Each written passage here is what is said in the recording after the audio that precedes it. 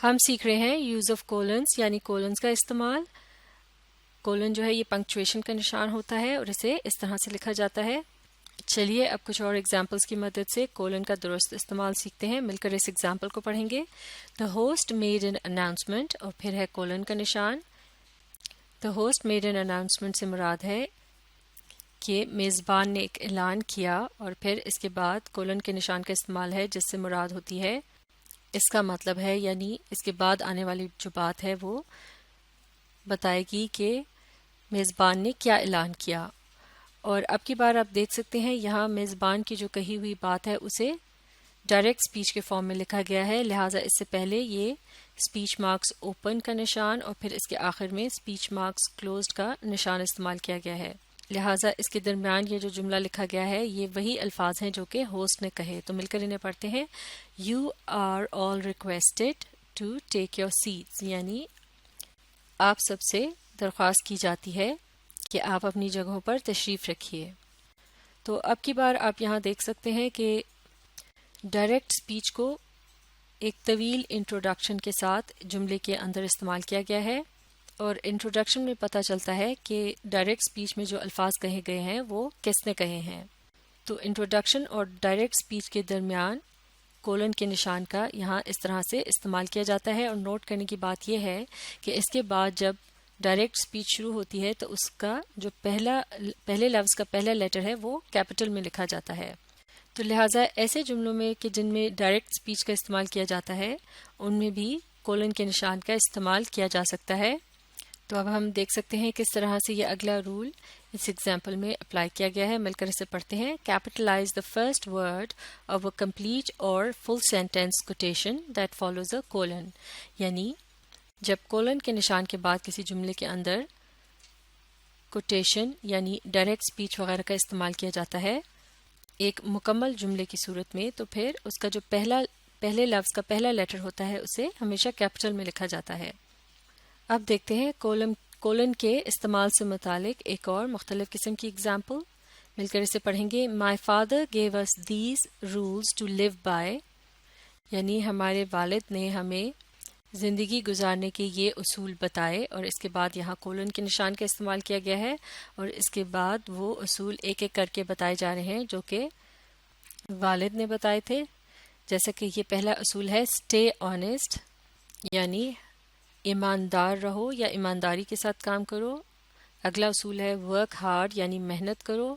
اور پھر آخری اصول جو بتایا گیا وہ ہے always show up on time, یعنی ہمیشہ وقت پر پہنچو.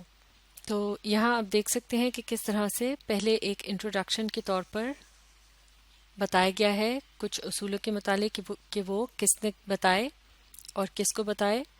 اور اس انٹروڈکشن کے بعد یہاں کولن کے نشان کا استعمال ہے، اور اس کے بعد جو اصول بتائے گئے ہیں انہیں ایک ایک کر کے چھوٹے چھوٹے جملوں کی صورت میں لکھا گیا ہے، اور ہر جملے کا جو پہلا لفظ ہے وہ کیپٹل لیٹر سے شروع ہو رہا ہے اور اس کے آخر میں فل سٹاپ کے نشان کا بھی استعمال کیا گیا ہے. یعنی جب آپ ایک ہی بات یا تحریر کے اندر یا ایک جملے کے اندر چھوٹے چھوٹے جملوں کو بیان کرتے ہیں جو کہ کولن کے نشان کے بعد آ رہے ہوتے ہیں اس جملے کے اندر، تو پھر ان میں سے ہر جملے کا جو پہلا لیٹر ہے وہ کیپٹل ہوگا اور اس کے بعد فل سٹاپ کے نشان کا بھی استعمال کیا جائے گا، گو کہ وہ چھوٹے چھوٹے جملے ہوں گے. لیکن یہ جملے جو ہیں جو گو کہ چھوٹے ہیں لیکن یہ مکمل جملے ہیں، لہٰذا ان کے ساتھ اس بتائے گئے اصول کی پابندی کرنی ہوگی. تو مل کر اس اصول کو پڑھتے ہیں. Capitalize the first word after a colon if the information following the colon requires 2 or more complete sentences، یعنی اگر کسی جملے کے اندر کولن کے نشان کے بعد 2 یا 2 سے زیادہ مکمل جملے آ رہے ہوں تو پھر آپ کولن کے نشان کے بعد آنے والے لفظ کے جو پہلا لیٹر ہے اسے کیپٹل سے لکھیں گے. اور جیسے کہ اس ایگزامپل میں آپ نے دیکھا ان چھوٹے چھوٹے جملوں کو مکمل جملوں کی صورت میں فل سٹاپ کے نشان کے ساتھ لکھا گیا ہے، اور ہر جملہ جو ہے وہ کیپٹل لیٹر سے شروع ہو رہا ہے. اب اسی سے ملتی جلتی ایک اور ایگزامپل دیکھتے ہیں. مل کر اسے پڑھیں گے. فادر آفن ٹولڈ اس، اور یہاں ہے کولن کا نشان، یعنی والد ہمیں اکثر کہا کرتے تھے. اور اب کی بار یہاں والد کی کہی ہوئی بات کو ڈائریکٹ سپیچ کے فارم میں لکھا گیا ہے کوٹیشن مارکس کی مدد سے. اسپیچ مارکس اوپن اور اسپیچ مارکس کلوز، یہ آپ دیکھ سکتے ہیں، اور پھر اس کے درمیان میں والد کی جو کہی ہوئی بات ہے یا احکامات ہیں انہیں الگ الگ چھوٹے چھوٹے جملوں کی صورت میں لکھا گیا ہے، جیسا کہ ورک ہارڈ یعنی محنت کرو، بی آنیسٹ یعنی ایمانداری سے کام کرو، اور always show up on time, ہمیشہ وقت پر پہنچو۔ تو یہ جو ڈائریکٹ اسپیچ ہے یہ چھوٹے چھوٹے جملوں پر لیکن مکمل جملوں پر مشتمل ہے، اور یہاں اسپیچ مارکس کا بھی استعمال کیا گیا ہے، جبکہ ڈائریکٹ اسپیچ سے پہلے اس کا انٹرو بھی موجود ہے، یعنی انٹروڈکشن، جس میں بتایا جا رہا ہے کہ یہ بات کس نے کہی۔ تو اس قسم کے جملوں میں عام طور سے یہاں جو کولن کا نشان لگایا گیا ہے اس جگہ پر کوما کے نشان کے بجائے زیادہ تر کولن کے نشان کا ہی استعمال کیا جاتا ہے۔ جیسے کہ ڈائریکٹ اسپیچ والی ویڈیو میں ہم نے سیکھا تھا کہ انٹروڈکشن کے بعد کوما کا نشان عام طور سے لگایا جاتا ہے،